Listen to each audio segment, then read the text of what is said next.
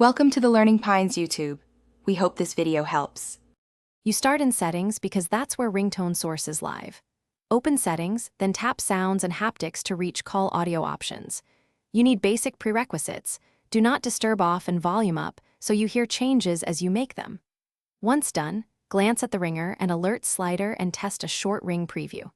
This step ensures you're modifying the active ringtone path rather than a muted profile, which saves time and confusion. Next, choose or add the tone you want so calls are recognizable immediately. Tap Ringtone to browse defaults and purchase tones, press a preview to listen. If you want a custom sound, use GarageBand to import an audio file, export it as a ringtone, and it appears in this list. Make sure to assign the tone either as your default or to individual contacts. This distinction matters. Default affects all calls, contact tones give priority. Now finalize and verify so your new sound actually works. Tap the ringtone to set it, exit settings, and make a quick test call from another device or ask a friend. If you don't hear the tone, check the side mute switch and Bluetooth audio output. Your iPhone may be sending sound to headphones or a speaker.